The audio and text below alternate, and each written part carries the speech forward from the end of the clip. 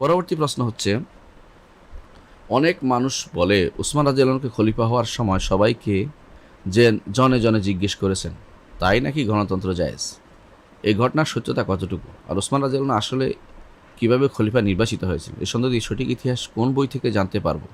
যদি একটু রেফারেন্স সহ বলতেন। আলহামদুলিল্লাহ, উসমান রাদিয়াল্লাহু আনহু তার খেলাফতের বর্ণনা অনেক কিতাবে আসছে।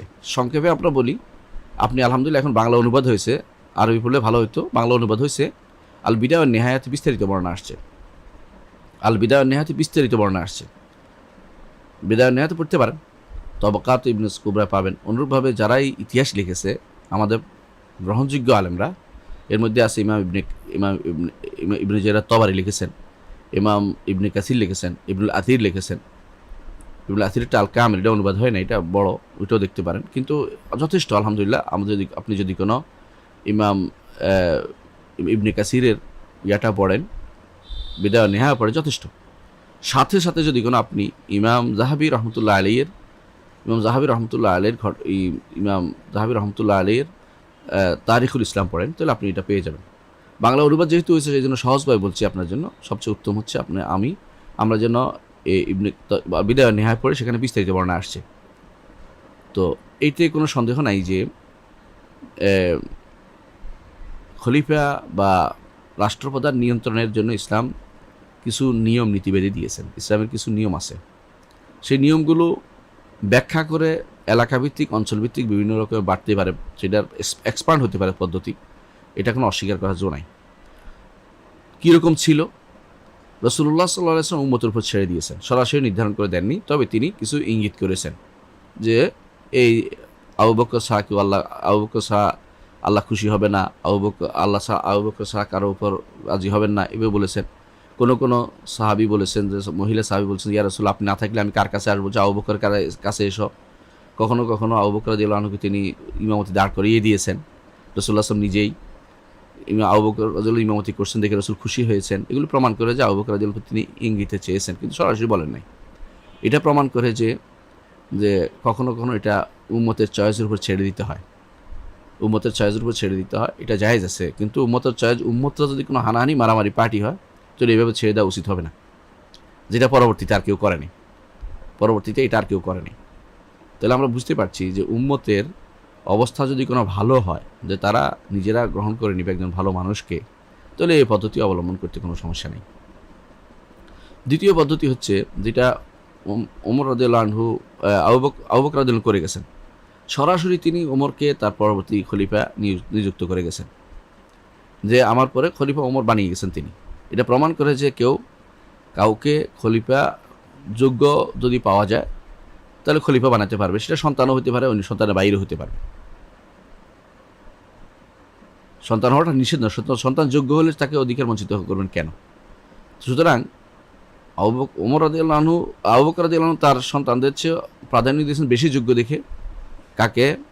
ওমর রাদিয়াল্লাহু প্রাধান্য দিয়েছেন, এবং সত্যিকার অর্থেই তিনি তৎকালীন সময় শ্রেষ্ঠ মানুষ ছিলেন আবু বকরের পরে, এই জন্য তাকে প্রাধান্য দিয়েছেন, তিনি খলিফা হয়েছেন, সরাসরি তাকে মনোনয়ন দিয়ে গেছেন।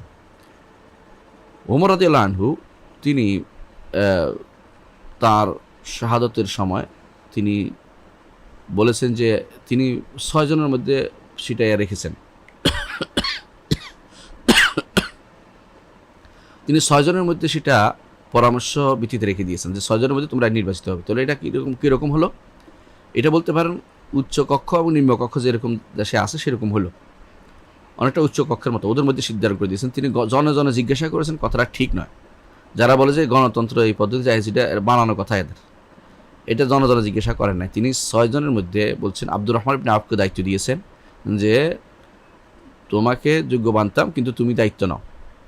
এই 6 জন মধ্যে বাকি যার সংখ্যা বেশি হয়, ভার বেশি হবে, তার দিকে তুমি যাবে। কাস্টিং ভোটে আব্দুর রহমান ইবনে আওফ রাদিয়াল্লাহু আনহু ওসমান রাদিয়াল্লাহু আনহুকে পাশ করিয়েছেন। কাস্টিং ভোট বুঝছেন আপনারা, যে সমান সমান হয়ে গেছে, তিনি একদিকে ঘুরছেন, তখন সেটা পাশ করতেন। ওসমান ইবনে আফফান রাদিয়াল্লাহু আনহুকে খলিফা নিয়োগ দিয়েছেন। সেখানে জনজনের কোনো প্রশ্ন ছিল না, বরং খলিফা নিয়োগ হওয়ার পরে তিনি দায়ে সবার কাছে নিজের খেলাফতের বক্তব্য দিয়েছেন, এবং তারপর খলিফা সবাই মেনে নিয়েছে। এটা হল প্রশ্ন। তাহলে মুসলিমের মধ্যে এই পদ্ধতিও অনুমোদিত। এটা হচ্ছে 2টা কক্ষ থাকতে পারে, যে প্রয়োজনে উচ্চ কক্ষে গ্রহণযোগ্য ব্যক্তিত্বরা, যারা দিন এবং শরীয়তে গ্রহণযোগ্য ব্যক্তি তারা শুধুমাত্র নির্বাচিত হবে সেখান থেকে একজন নির্বাচিত হবে প্রধান ব্যক্তি রূপে, আর পরবর্তী তিনি সবার কাছে গণভোট নিয়ে নেবেন, এটাও অনুমোদিত। 3 নম্বর পদ্ধতি হচ্ছে যেটা 4 নম্বর পদ্ধতি হচ্ছে যেটা আলী রাদিয়াল্লাহু আনহু সময়ে হয়েছিল। ওসমান রাদিয়াল্লাহু আনহু খেলাফতের শেষের দিকে এসে আলী রাদিয়াল্লাহু আনহুকে জোর করে এরা, ওসমান রাদিয়াল্লাহু আনহুর শাহাদতের পরে জোর করে এরা বাগিরা ধরে নিয়ে তার উপর প্রথম করেছে, তার হাতে বায়াত করেছে এবং তাকে বাধ্য করেছে। সবাই যারা উপস্থিত ছিল তাদেরও বাধ্য করেছে, অনেকটা অস্ত্রের মুখেই তাকে বাধ্য করে খলিফা বানানো হয়েছে। তিনিও খলিফা হয়েছে। বোঝা গেল যে এইভাবে জোর করে যদি কেউ খেলাফতে আসে তারটাও মেনে নিতে হবে, যে যেভাবে আসুক ক্ষমতায় এসে গেলে তাকে মেনে নিতে হয়, ঝগড়া করতে হয় না। এটা শিখিয়ে দিয়েছে আমাদেরকে সলফে সালেহিনের এই নীতি, এটাই শিখিয়ে দিয়েছে। তো উম্মতে মুসলিমের এইভাবে কোনো জায়গায় কেউ ক্ষমতায় এসে গেলে তাকে মেনে নিতে হয়, যতক্ষণ পর্যন্ত সে কোরআন সুন্নাহ অনুসারে চালাবে ততক্ষণ পর্যন্ত তিনি খলিফা থাকবেন। কোরআন সুন্নাহর বিরুদ্ধে শিরকে সরাসরি পড়ে গেলে তার প্রমাণ থাকলে, কুফুরি কাফের হিসেবে প্রমাণিত হয়ে গেলে, তওবা করলে আল্লাহ তাআলা ক্ষমা করবেন সবাইকেই। কুফুরি কাফের হিসেবে প্রমাণিত হলে শুধুমাত্র তার খেলাফত থেকে বা তার রাষ্ট্রপ্রধান হওয়া থেকে বঞ্চিত হবেন তিনি। তারপরেও আনুগত্য করতে হবে কিনা, হ্যাঁ, ফিল মারুফ, ভালো কাজে আনুগত্য করতে হবে যদি তাকে পরিবর্তন করা সম্ভব না হয়। এইটাই পদ্ধতিগুলো ইসলামে রয়েছে, খলিফা বা রাষ্ট্রপ্রধান নির্বাচনের এই পদ্ধতিগুলো রয়েছে, এতে কোনো সন্দেহ নেই। সুতরাং তারা যেভাবে বলেছে, কেউ আপনাকে যে বলেছে যে জনে জনে জিজ্ঞাসা করে তিনি বানিয়েছেন, একেবারে ভুয়া কথা বলেছেন, সত্য কথা বলেননি। এটা কখনো ঘটেনি, বরং সবাই জানে এটা একটা সর্বজন স্বীকৃত সত্য কথা যে 6 জনের মধ্যে ওমর রাদিয়াল্লাহু আনহু আমরুম শুরা বাইনহুম, তাদের মধ্যে মশওয়ারা হিসেবে রেখে দিয়েছেন 6 জনের মধ্যে। এই জনজন না, 6 জনের মধ্যে রেখেছেন, এটা ঠিক আছে, এটা উচ্চ কক্ষের মতো হতে পারে। এটা যারা যোগ্য বলে বিবেচিত, আগে থেকে নির্বাচিত, ওরা করেছে। পার্লামেন্টারি ভাগ হতে পারে, যেভাবে আপনি এটাকে করতে পারেন। তবে ইসলাম এই বিষয়ে, আবারও বলছি, এই বিষয়ে বাধ্য করে দেয় নাই যে কোন নিয়মটা একটাই ফলো করতে, এটা বলে নাই, বরং যেটা মাসলাহাত যেটাকে দেখবে, স্বার্থ যেটাকে দেখবে, ইসলামী স্বার্থ যেটা সংরক্ষিত হবে, এটা ইসলাম অনুমোদন করেছে। এখানেও আমরা এই জন্য বলবো যে ভোট দেয়া এটা আসলে নিষিদ্ধ নয়। ভোট দিয়ে একজনকে নির্বাচন করতেই পারেন আপনি, কিন্তু সমস্যা হচ্ছে ভোটের পদ্ধতি এবং ভোটের কার থেকে নিয়েছেন, এটা একটা সমস্যা। আপনি যে পদ্ধতি নিয়েছেন এই পদ্ধতিতে ভোটার কারা হচ্ছে, কে ভোটার হচ্ছে, আর কার ভোটের মূল্য কতটুকু নির্ধারিত হচ্ছে। সবাইকে এক সমান মাপলে তো হয় না, পৃথিবীতে কেউ এক সমান না, একরকম না। অবশ্যই প্রত্যেকের মর্যাদা ভিত্তিক একটা স্তর রয়েছে, সবাই স্বীকার করে সেটা। সুতরাং ভোটের ক্ষেত্রে সে মর্যাদা থাকা দরকার ছিল, এক। দ্বিতীয়ত, ভোটের যে সিস্টেম চালু হয়েছে, এখন তো ভোটার হয় না, জোর যার মুলুক তার হয়ে গেছে। এখন প্রত্যেকেই ভোট দিয়ে অথবা ভোট বাদেও তো কেউ পাশ করে যাচ্ছে। সুতরাং ভোটের যে সিস্টেমের মধ্যে এই সমস্যাটা কিন্তু রয়েই গেছে। এরা তো এটা জোর জবরদখলের। তো আমরা যেটা বলি, জবরদখলও করলেও কিন্তু রাষ্ট্রপ্রধানকে মেনে নিতে হয়। যদি কোনো সমস্যা না আশঙ্কা থাকে যে না মানলে আরও বেশি বড় সমস্যা হবে, তো মেনে নিতে হয়। এটা হলো ইসলামী শরীয়তের একটা স্বতঃসিদ্ধ বিধান, এটা মেনে নিতে হবে যে জোর করে এসে গেলে। রাসূল সাল্লাল্লাহু আলাইহি ওয়াসাল্লাম এটা অনেক হাদিসে বলেছেন। আপনার সহিহ মুসলিম কিতাবুল ইমারা পড়লে এটা পাবেন সবাই।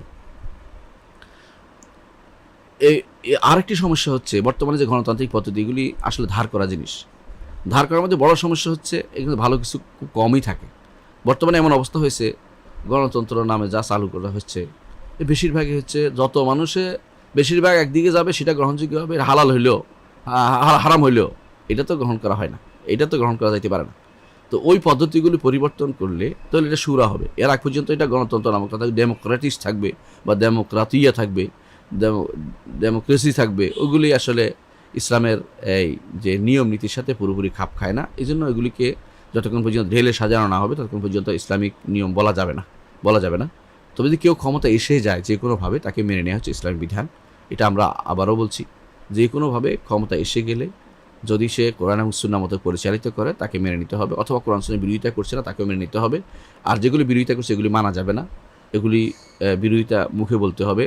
হানাহানি মারামারি করলে যদি ক্ষতিগ্রস্ত হয় রাষ্ট্র, দেশ এবং জনগণ ক্ষতিগ্রস্ত, সেখানে হানাহানি মারামারিতে যাওয়া যাবে না। কোনো রকমের এমন কোনো কাজ করা যাবে না যা মানুষের জন্য কষ্টকর হয়ে দাঁড়ায় এবং মানুষের জন্য ক্ষতি করে দেয়, এমন কোনো কাজ করা যাবে না। আশা করি বিষয়টি বুঝতে পারছেন বিস্তারিত।